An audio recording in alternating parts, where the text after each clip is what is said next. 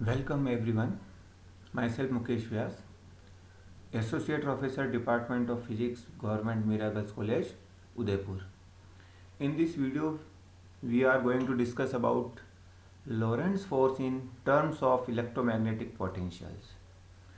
Lorentz force के बारे में आप जानते ही हैं, लेकिन इस फोर्स को इलेक्ट्रोमैग्नेटिक पोटेंशियल ए और फाई के रूप में हम व्यक्त करेंगे।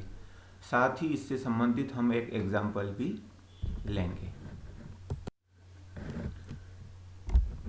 The Lorentz force on a charge Q moving with velocity v in an electromagnetic field characterized by electric and magnetic field vectors E and B are given by। कोई भी क्षेत्र ले लिया हमने, उसमें इलेक्ट्रिक फील्ड E लग रहा है और मैग्नेटिक फील्ड B लग रहा है। उसमें कोई charge particle Q v velocity से गति कर रहा है, तो इलेक्ट्रिक फील्ड के कारण भी उस पर फोर्स लगेगा और मैग्नेटिक फील्ड के कारण भी उस पर फोर्स लगेगा। इलेक्ट्रिक फील्ड के कारण जो फोर्स होगा वो होगा QE और मैग्नेटिक फील्ड के कारण जो फोर्स होगा QV क्रॉस B, और जो रिजल्टेंट फोर्स होगा इन दोनों का वेक्टर सम होगा, सदिश योग होगा। The field vectors E and B in terms of electromagnetic potentials are expressed as, हम पहले निकाल चुके हैं कि A के रूप में B किस प्रकार होता है, B is equal to del cross A, और A और फाई के रूप में E का मान E is equal to minus delta A upon delta T minus del phi. Making this substitutions in equation 1 we get B और E के ये जो मान है समीकरण 1 में रख दें,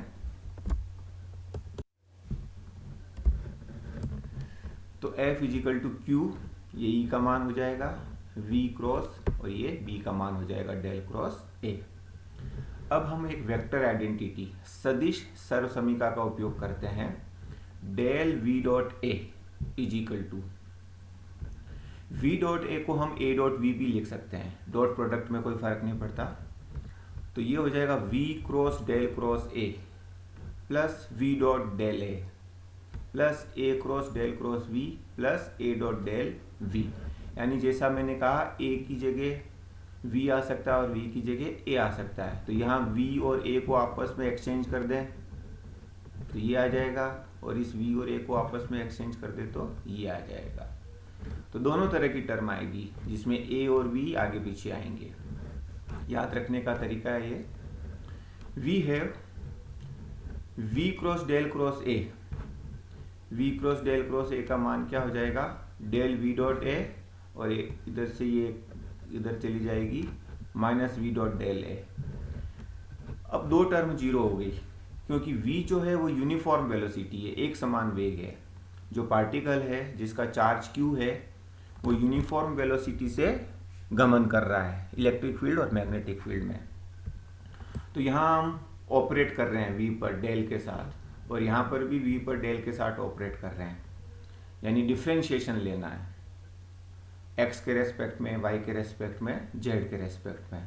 तो चूंकि V यूनिफॉर्म है इसलिए इसका मान जीरो होगा, इसलिए दोनों टर्म जीरो हो जाएगी और केवल दो टर्म बचेगी, बिकॉज V इज कॉन्स्टेंट। तो V cross del cross A का मान इसके अंदर हम रख देंगे ये, तो F is equal to Q is equal to ये हो जाएगा। अब माइनस डेल फाई को आगे लिख दिया और minus delta A upon delta T, और ये दोनों टर्म इसमें माइनस कॉमन आ जाएगा और इन दोनों को साथ लिख लेंगे और डेल V डॉट A को अलग लिख लेंगे, तो ये इक्वेशन आ गई।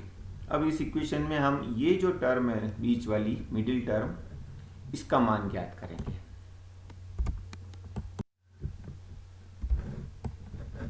The vector potential A depends on space and time coordinates, यानी जो सदिश विभव A है वो स्थिति और समय निर्देशांक x y z और t पर निर्भर करता है, यानी A is the function of x y z and t।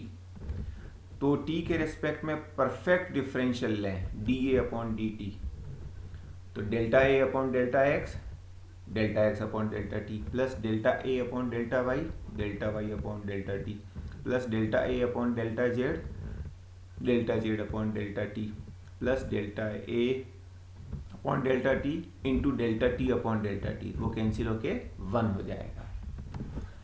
अब delta x upon delta T, दूरी बटा समय, डिस्टेंस अपॉन टाइम, वेलोसिटी है, ये एक्स और टी आ रहा है, यानी एक्स कंपोनेंट होगा वेलोसिटी का वी एक्स। इसी तरह delta Y upon delta T, velocity का वाई कंपोनेंट हो जाएगा। Delta Z upon delta T, velocity का जेड कंपोनेंट हो जाएगा।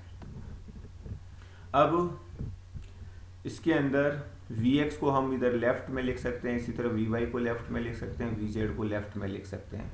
तो तीनों में ए बाहर कॉमन आ जाएगा इन तीनों टर्म में, तो अंदर क्या बचेगा, V X del by del X, V Y del by del Y, V Z del by del Z. तो उन तीनों टर्म को हम ऐसे लिख सकते हैं वी डॉट डेल, क्योंकि वी होता है I V X plus J V Y plus K V Z, del होता है I del by del X plus J del by del Y plus K del by del Z. फिर dot product लेंगे, I dot I one, J dot J one, K dot K one, तो ये हो जाएगा V X del by del X plus we Y del by del Y plus V Z del by del Z, तो वही term आ जाएगी।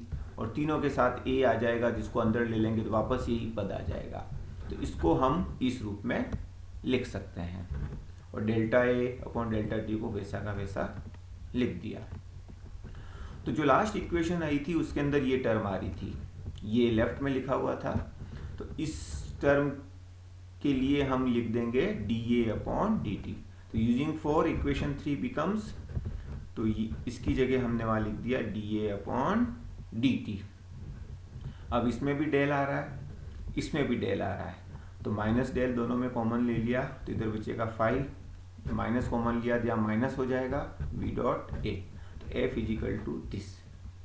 So this equation expresses the Lorentz force in terms of electromagnetic potentials A and phi. तो ये जो equation है A और phi के पदों में लोरेंट्स बल को निरूपित करती है। अब हम इलेक्ट्रोमैग्नेटिक पोटेंशियल से संबंधित एक एग्जांपल लेंगे। क्या है example? Show that the electromagnetic potentials in uniform electric and magnetic field may be expressed as phi is equal to minus E dot R and A is equal to 1/2 B cross R। यानी E और B uniform है, एक समान है, इनका मान समय के साथ या स्थिति के साथ परिवर्तित नहीं होता है। Where R is the position vector of the point under consideration। जिस बिंदु पर हम इलेक्ट्रिक फील्ड का मान देख रहे हैं, मैग्नेटिक फील्ड का मान या वेक्टर पोटेंशियल, स्केलर पोटेंशियल, वहाँ क्या मान होगा, तो उस बिंदु का क्या है, स्थिति सदिश, पोजीशन वेक्टर। सॉल्यूशन हल। अब पहले हम पहला वाला जो रिजल्ट है, परिणाम है, phi equal to minus E dot R, वो ज्ञात करेंगे, क्योंकि इसमें इलेक्ट्रिक फील्ड है तो उससे संबंधित अपन लेंगे। If E is electric field, यदि E विद्युत क्षेत्र है तो E को ऐसे लिख सकते हैं, तीन उसके घटक के रूप में, आई E X plus J E Y plus K E Z. इसका मान होता है E डॉट डेल आर। कैसे होता है इसको समझें। E dot del R is equal to, E का मान रख दिया I E X plus J E Y plus K E Z, फिर डॉट डेल का मान रख दिया I del by del X plus J del by del Y plus K del by del Z, और आर का मान रख दिया I X plus J Y plus K Z. अब इन दोनों का डॉट प्रोडक्ट लिया, आई डॉट आई 1 होगा, आई डॉट जे 0 होगा, आई डॉट के 0 होगा। इसी तरह जे डॉट आई 0 होगा, जे डॉट जे 1 होगा, जे डॉट के 0 होगा। इसी तरह के डॉट आई 0 होगा, के डॉट जे 0 होगा और के डॉट के 1 होगा। तो ये आ जाएगा E X delta by delta X, E Y delta by delta Y, E Z delta by delta Z, और ये वैसा का वैसा आ जाएगा। अब पहले वाले पद को इन तीनों पर ऑपरेट करें, delta by delta x, X पर, वाई पर, जेड पर। चूंकि वाई और जेड एक्स पर डिपेंड नहीं करते, तो वाई के रेस्पेक्ट में इसका डिफरेंशिएशन 0 हो जाएगा, जेड के रेस्पेक्ट में भी 0 हो जाएगा, तो केवल एक्स के रेस्पेक्ट में होगा, तो delta x by delta x 1 होगा, तो आई ई एक्स। इसी तरह दूसरे वाले पद से केवल इसके दूसरे पद पर ऑपरेट होगा, तो उससे हो जाएगा जे ई वाई। तीसरा वाला पद केवल इसके तीसरे पद पर ऑपरेट होगा के ई जेड, तो ये वापस ई हो गया। तो ई की जगह हम क्या लिख सकते हैं, ई डॉट डेल आर। तो यहाँ हमने ई की जगह लिखा E dot del R. Let us use the vector identity. अब हम एक सदिश सर समीकरण का उपयोग करते हैं। क्या है, डेल ई डॉट आर, यानी ई डॉट आर का ग्रेडियंट लेना। दो सदिश राशियां हैं, उनका डॉट प्रोडक्ट है, उसका ग्रेडियंट क्या होगा, तो ये होता है E cross del cross R plus E dot del R plus R cross del cross E plus R dot del E. जैसा कि अभी हमने बताया था कि जो इलेक्ट्रिक फील्ड है वो यूनिफॉर्म इलेक्ट्रिक फील्ड है, एक समान विद्युत क्षेत्र है। तो डेल क्रॉस ई जीरो होगा और आर डॉट डेल ई भी जीरो होगा। यानी डेल यानी किस पर ऑपरेट हो रहा है, ई पर। यहाँ पर भी डेल किस पर ऑपरेट हो रहा है, ई पर। तो डेल क्रॉस ई भी जीरो होगा और आर डॉट डेल ई भी जीरो हो जाएगा। एंड आल्सो साथ ही ये होता है, डेल क्रॉस आर जीरो होता है, यानी आर जो है उसका कर्ल हमेशा जीरो होता है। तो ये तीन टर्म जीरो हो गई। तो इसके अंदर ये भी जीरो हो जाएगा, लास्ट टर्म डेल क्रॉस ई वाली टर्म भी जीरो हो जाएगी और डेल क्रॉस आर वाली टर्म भी जीरो हो जाएगी। केवल बचेगी ई डॉट डेल आर। तो डेल ई डॉट आर हो जाएगा ई डॉट डेल आर। तो इस इक्वेशन में ई डॉट डेल आर आ रहा है, यहाँ पे भी ई डॉट डेल आर आ रहा है। दोनों को कंपेयर करें, comparing 1 and 2 we get E is equal to del E dot R. Also for electrostatic field, स्थितिक विद्युत क्षेत्र के लिए E is equal to minus del phi होता है। यानी इलेक्ट्रिक पोटेंशियल से, विद्युत विभव से हम E का मान इस प्रकार ज्ञात कर सकते हैं, E is equal to minus del phi. तो दोनों इक्वेशन E के लिए है, दोनों की तुलना करें। इधर भी डेल है, इधर भी डेल है, इधर माइनस एक्स्ट्रा है, इधर ई डॉट आर है और इधर फाई है। तो दोनों की तुलना करें, comparing 3 and 4 we get phi is equal to minus E dot R. This is the first result. जो फर्स्ट रिजल्ट हम चाहते थे वो ज्ञात हो गया। अब हम सेकेंड रिजल्ट ज्ञात करेंगे, A is equal to 1/2 B cross R. For the second result let us use the vector identity. अब सेकेंड रिजल्ट के लिए हम एक वेक्टर आइडेंटिटी का उपयोग करते हैं।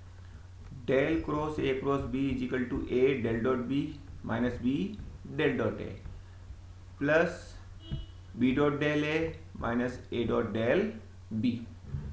ए और बी दो वेक्टर है। If you write A is equal to capital B and B is equal to R in above equation, then ये हो जाएगा del cross B cross R is equal to B del dot R minus are del dot B. फिर B की जगह are, ए की जगह B, ए की जगह बी और बी की जगह आर लिख लेंगे। फॉर यूनिफॉर्म फील्ड, बी जो है वो यूनिफॉर्म है, तो del dot B equal to zero होता है। लेकिन अगर बी यूनिफॉर्म नहीं हो तो भी डेल डॉट बी हमेशा जीरो होता है। ये मैक्सवेल सेकेंड इक्वेशन होती है, del dot B equal to zero. और R dot del B zero हो जाएगा क्योंकि डेल बी पर ऑपरेट हो रहा है और बी यूनिफॉर्म है, एक समान है, तो उसका डिफ्रेंशिएशन जीरो होगा, तो ये जीरो होगा। So above equation takes the form. तो उपरोक्त समीकरण क्या हो जाएगी, दो टर्म जीरो हो जाएगी। ये del cross B cross R is equal to B del dot R minus B dot del R. अब डेल डॉट आर का डाइवर्जेंस क्या होता है, तो del dot R is equal to क्या होता है, 3 होता है। रखो अपन यहाँ डेल की जगह I del by del X, J del by del Y plus K del by del Z. R की जगह रखें I X plus J Y plus K Z. Dot product लिया तो आई डॉट आई 1 होगा, तो del by del X X पर operate होगा तो 1 होगा, तो पहले पद से 1 आ जाएगा। इसी तरह डेल बाई डेल वाई से 1 आ जाएगा, डेल बाई डेल जेड से 1 आ जाएगा, तो 1 प्लस 1 प्लस 1 3 हो जाएगा। इसी तरह B dot del R B होगा। अभी हम जस्ट ई के लिए देख चुके हैं, E dot del R is equal to E होता है, तो B dot del R is equal to B हो जाएगा। देयरफॉर इक्वेशन 5 गिव्स, तो इक्वेशन 5 से क्या पता चलेगा, इक्वेशन 5 से del cross B cross R is equal to, यहाँ हमने 3 रखा तो ये 3b हो जाएगा, और इसका मान b रखा तो b हो जाएगा 3b माइनस b यानी 2b। 2 को इधर ले जाएंगे तो b is equal to del cross 1/2 b cross r, लेकिन b होता है डेल क्रॉस a के बराबर, तो ये भी b है, ये भी b है, इसमें डेल क्रॉस आ रहा है, डेल क्रॉस आ रहा है, तो ये दोनों पद समान होने चाहिए। तो दोनों की तुलना कर लें, comparing 6 and 7 we get a is equal to 1/2 b cross r। तो ये a का मान b के रूप में इस प्रकार होगा। This is the second result. जो द्वितीय जो परिणाम हमें ज्ञात करना था वो ज्ञात हो गया है। Thank you.